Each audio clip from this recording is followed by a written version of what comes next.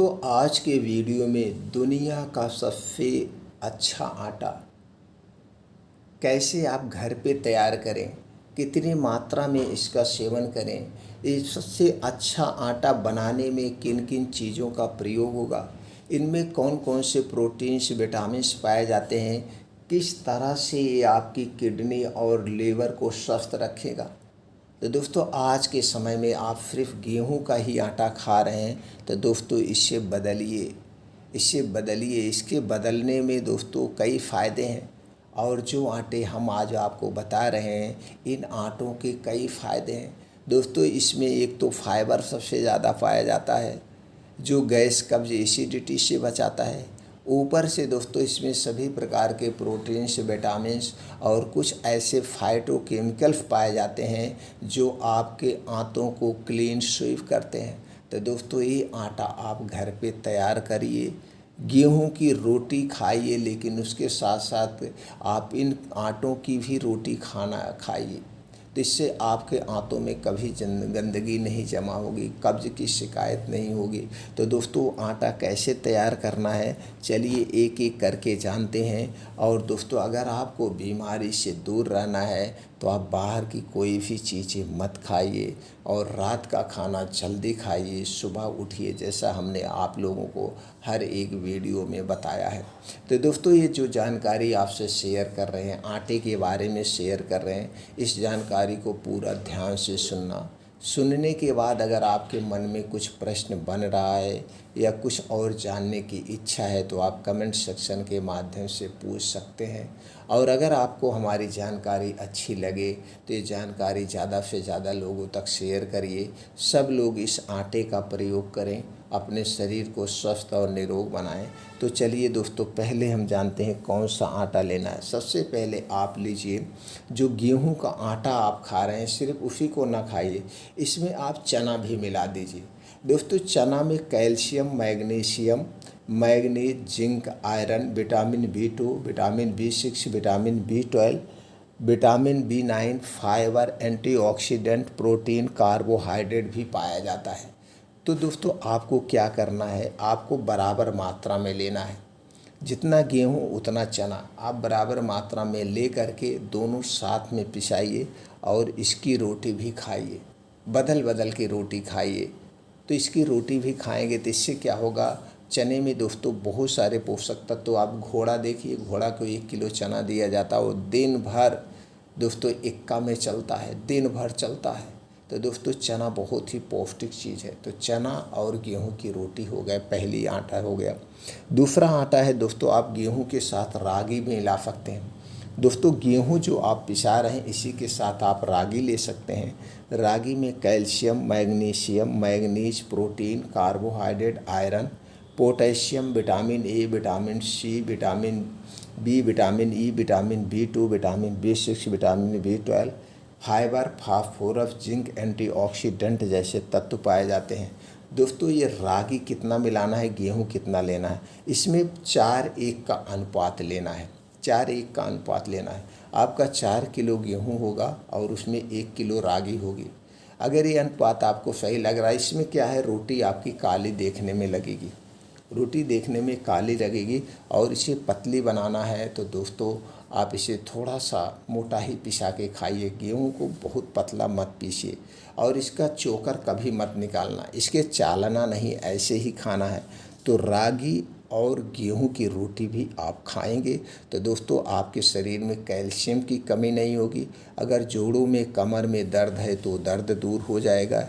इसके साथ साथ ब्लड प्रेशर, ब्लड शुगर को भी कंट्रोल करने में मदद करती है ये रागी इतनी फ़ायदेमंद है। अब उसके बाद दोस्तों गेहूं और बाजरा की रोटी।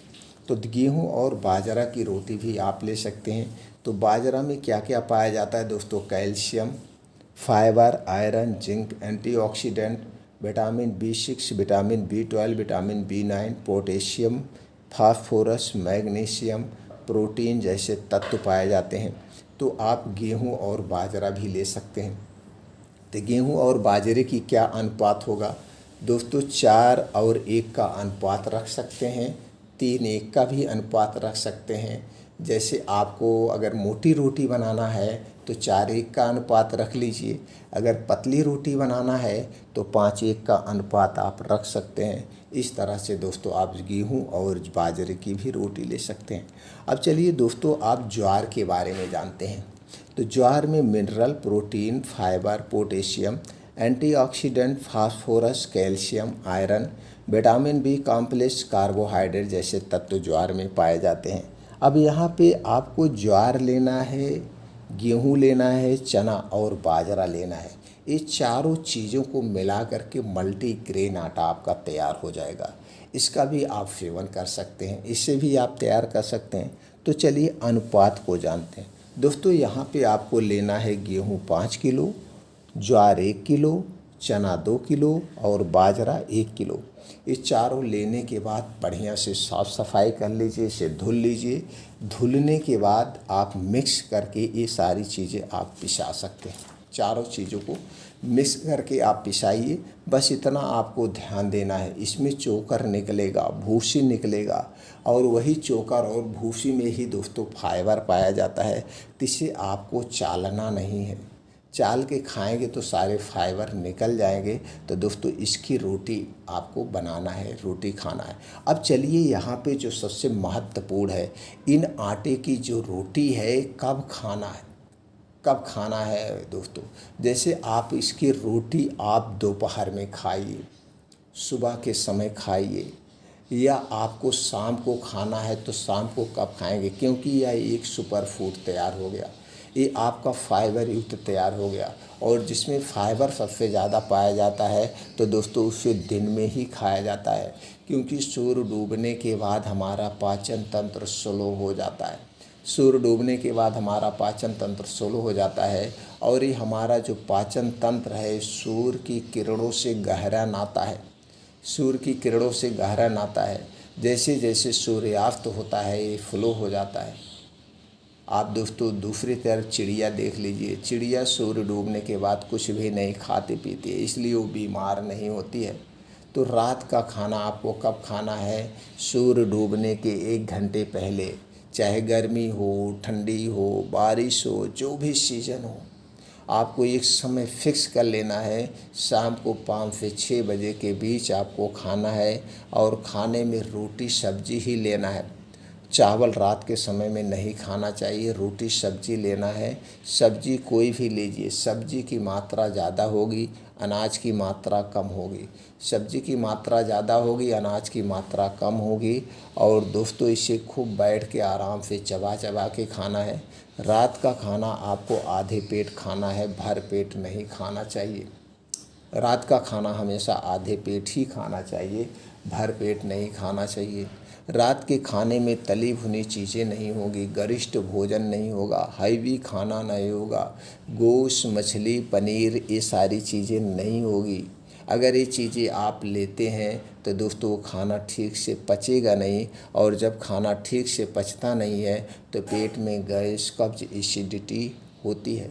तो दोस्तों ये डाइट अपनाइए, ये आप मल्टीग्रेन आटा अपनाइए, ये सबसे बढ़िया आटा है। तो दोस्तों मिक्स आटे का ही सेवन करना चाहिए, सिर्फ एक आटे पे डिपेंड नहीं रहना चाहिए, बदल बदल के। तो दोस्तों कभी उस टाइम में गेहूँ खा लीजिए, कभी मल्टीग्रेन खा लीजिए, ऐसे आप अपनी डाइट रखिए, आप स्वस्थ और निरोग रहेंगे।